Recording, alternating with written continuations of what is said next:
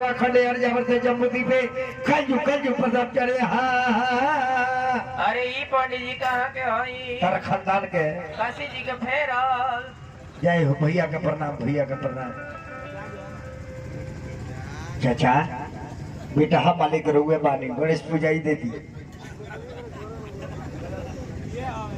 गणेश पूजाई रुए दे लड़का रुए लड़के के तिलक चाहता है। कितना भइल पंडित जी? कहता ना एक आदमी कह के 500 रुपया चलता राम तो 4 पाई पड़े सोचे लोग तो 2004 रुपया में 4 रुपया छोड़ दे तू ले ले 4 रुपया यहाँ कते दिल तू? आज मेरा राम के दिल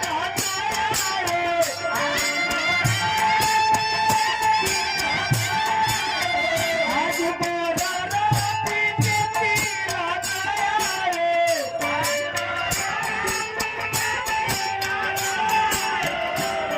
आज आया वादा बदली बधाई रे भाई सदा करनी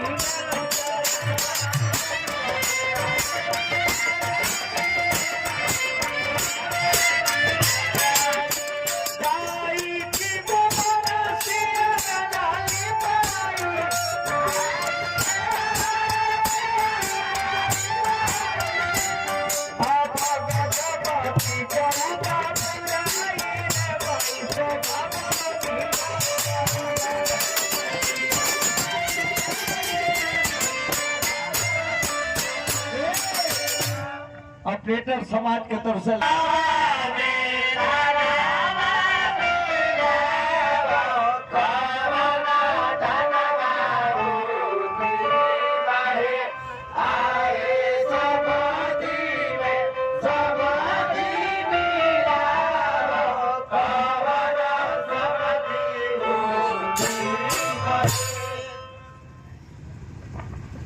हजामीन एगो हरदी भाई में ज्यादा दूर लादा दे दे।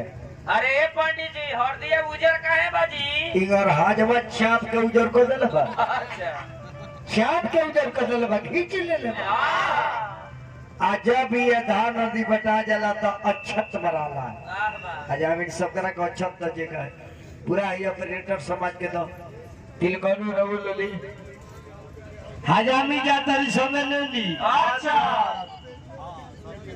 हजामी के मत छोड़ी। अच्छा सदनी अच्छा हमार भाई तू हूँ लड़का के। अच्छा अच्छा ओ मंगलम भगवान विष्णु मंगलम गरुड़ध्वज मंगलम पुंडरीकाक्ष मंगलाय तनोहरि ओम जयंती मंगला काली भद्रकाली कपालिनी दुर्गा क्षमा शिवा धात्री स्वाहा सदा नमस्तुते कर्पूरगौरं करुणायतारं संसार सारं भुजगेन्द्रहारं सदा वसन्तं हृदयारविन्दे भवं भवानी सहितं नमामि। ओम शांति शांति हरि ओम शांति। जब छठ मरा जला तब दुल्हा के चुमाव लड़कियों के चुमाव और लड़कों के चुमाव। बाबू करा जोरी लाना जुरिया। अरे ई के हो जी? ई लड़का के माई है। लड़का के माई तो फुल पैंट पहन ले बड़ी जी। फुल पैंट नहीं पहले हाँ कोरोना के डर से टंगरी में मांस लगल बड़ी। डांगरी में? हाँ कहा जाने पहले आयल तो मुंह में नाक में ढुकल अब की परी गई आओ तो बाई पासे भागे लगू। चलाक बड़ी पहले ही शरीरी बड़ी। बाबू करा जोरी लाना या जुरिया। हे बाबू करा जोरी लाना जुरिया। अपना यामा की परंपरा नाम हो अजुरिया सोहाग से भूमि।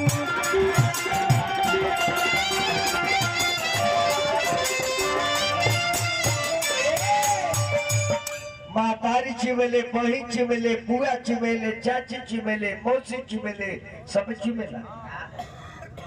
को भाई बड़ा दुल्हा? दो भाई। ओरिजिनल तो दुए भाई है हम, एगो राम एगो कृष्ण। ओरिजिनल तो दुए में बड़े, कबो कृष्ण बनेले कबो राम बनेले। लइका भौजाई चलतली तारा से केहू बड़ भाई बा, शादी ओकर भइल बा? राम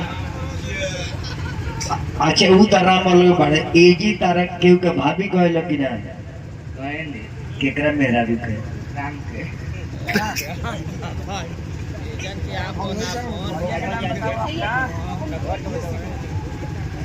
अभी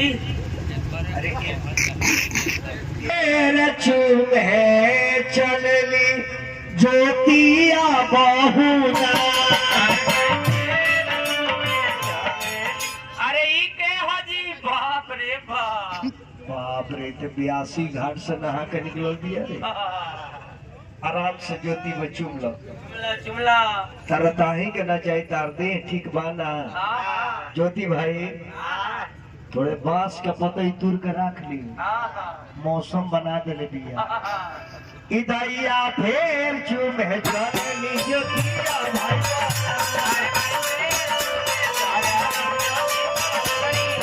इकर आन बोले आए, पर आन बोले आए, पर